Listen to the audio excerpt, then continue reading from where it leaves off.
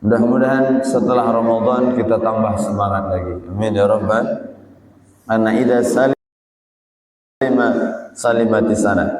Kalau Ramadan ini semangat, selamat, maka bulan-bulan lain akan bisa semangat juga.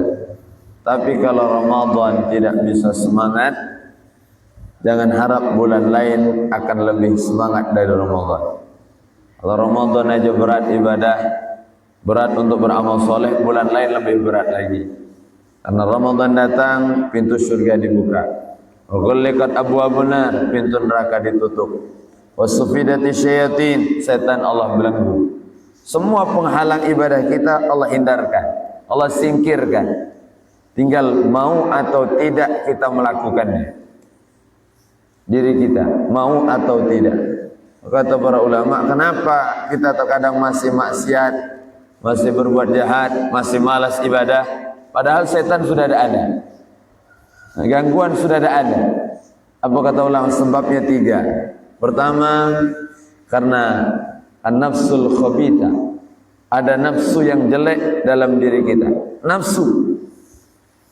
Jadi yang paling mengerikan, yang paling membahagiakan bukan musuh dari luar, bukan hewan buas, bukan hantu yang menakutkan, tapi sebenarnya yang paling menakutkan adalah nafsu kita sendiri. Kita bisa mengalahkan orang, namun terkadang kita kalah dengan nafsu kita sendiri. Yang muda, yang gagah, kalau diajak belago, menang. Tapi kalau diajak sholat subuh, kalah. Inilah nafsu kita.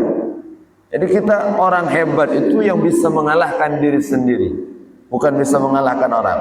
Mengalahkan ego, mengalahkan nafsu, mengalahkan merasa bisa, merasa punya dan seterusnya. Nafsunya ada diri. Maka nafsu yang jelek ini harus terus kita lawan. Sampai kapan? Sampai akhir. Al-umur bi khawatimiha, umur itu segala perkara yang Allah lihat adalah akhirnya. Berjuang melawan nafsu sampai akhir.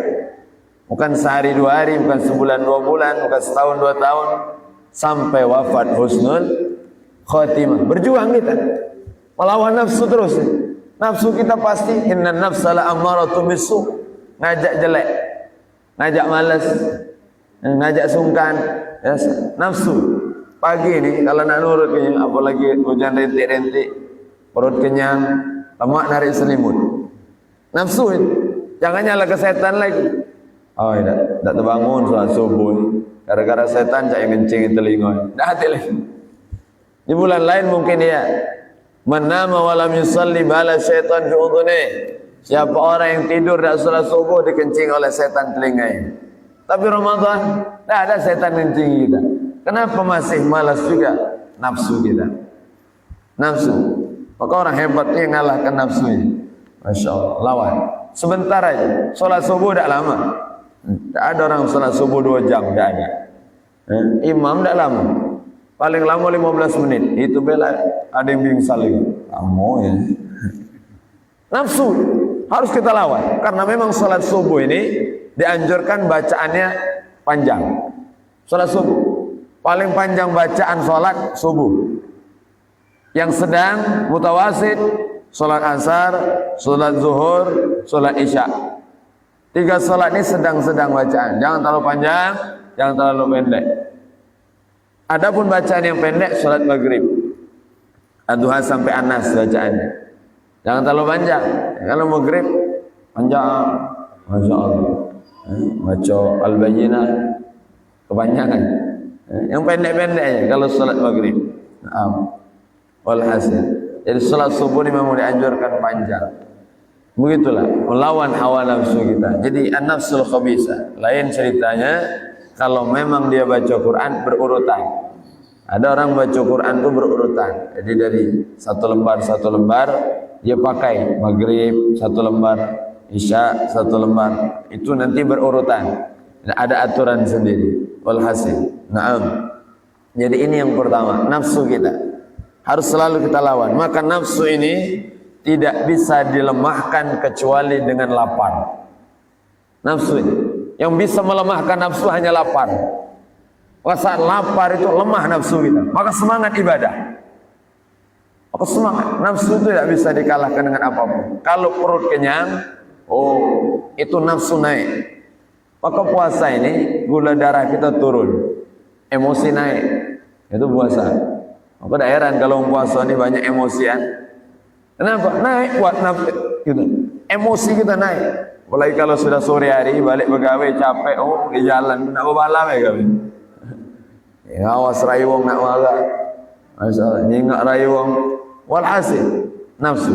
Inilah nafsu kita. Kita harus kenali diri kita sebelum kita mengenali orang lain. Kita yang paling tahu tentang kita sebelum orang lain tahu tentang kita. Orang lain hanya tahu luarnya, kita yang paling tahu tentang diri kita. Jadi saat kita kenali diri kita, kita dihina orang tidak tersinggung. Memang aku nih bukan orang baik, bukan orang yang saleh. Kalian tahu baik. Kau tahu hanya satu keburukanku, aku tahu sejuta keburukan yang ada dalam diriku. Kita tahu, nafsu ini kadang ngalahkan kita. Saat kita jamaah semangat, tapi saat kita sendirian, kadang kita ibadah malas, cenderung maksiat kepada Allah. Allah lagi jamaah, semangat. Tapi kalau dewean, kadang kalah dengan nafsu kita sendiri. Maka ini yang pertama kata para ulama, nafsu yang ngalahkan kita. Yang kedua, al-adatul qabihah. Ada kebiasaan-kebiasaan buruk yang biasa kita lakukan. Adat-adat yang buruk, kebiasaan-kebiasaan kita. Kita sudah 11 bulan tuh kebiasaan-kebiasaan yang buruk tuh ada. Masya Allah. Ada orang yang hobinya maksiat ada. Lah biasa, tiap hari pokoknya maksiat. Rasanya mulut ni asam Ustaz kalau belum ngomong ibu. Aduh. Na'udzubillah. Nyari musuh je mulai bang. Siapa lah yang nak diajak ngerumpi ni? Nyari dia. Karena lah biasa. Sudah ini harus kita lawan kebiasaan-kebiasaan buruk. Masya Allah. Maka kita di Ramadan ini dididik luar biasa. Bangun pagi, habis subuh, jangan tidur, aktivitas yang baik-baik. Ini pendidikan.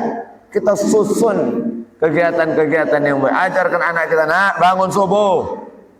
Anak yang hebat, anak yang soleh bangun subuh. Bukan yang juara 1 di sekolah. Subuh. Allah yang pertama, dunia akan ngiring. Ini kita mendidik diri kita, keluarga kita. Utamakan Allah, baru yang lainnya. Kadang kita tidak peduli. Anak kita kesiangan sholat subuh santai saja. Tapi anak kita telat sekolah marah dia. Tak jadi apa kan? Anak kita telat sekolah, Masya Allah. Dah sholat subuh santai aja. Besok ada saat sholat subuh.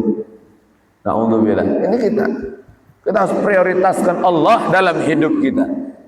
Yang lain Allah yang ngatur semuanya. Penting kita ajarkan dekat dengan Allah. Didik diri kita. Allah yang pertama, Allah yang paling utama.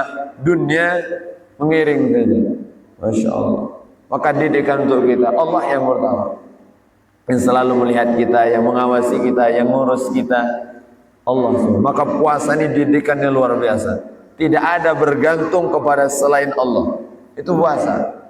Walaupun kita punya harta, kita punya makanan, kita punya minuman di rumah, tidak berani kita sentuh, walaupun halal. Ibu di rumah ada bekas sahur tadi masih ada di kulkas. Kalau ibu mau makan diam-diam di dapur, tidak ada yang tahu. Tapi kenapa kita tidak mau?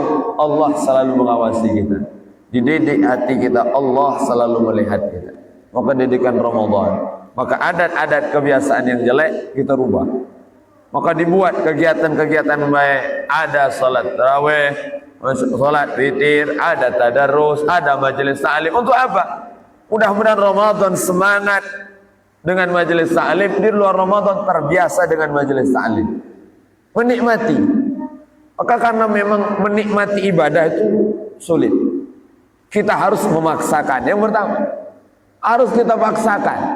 Mau nikmat ibadah harus dipaksakan dulu.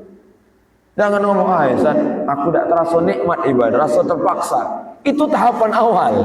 Terpaksa akan jadi biasa, akan jadi kenikmatan, baru nanti akan jadi kelezatan yang luar biasa. maka harus dipaksa-paksa kan. Kita dengar ilmu, dengar nasihat, Masya Allah, baca Quran, paksakan. Maka tidak ada doa yang paling hebat kecuali Allahumma paksakan. Paksakan itu. Orang jamaah tanya, apa boleh Ustaz biar semangat ibadah? Allahumma paksakan. Jadi paksakan terus. Kalau sudah terpaksa nanti akan jadi biasa. Kalau sudah biasa jadi kebutuhan. Setelah jadi kebutuhan baru akan jadi kenikmatan.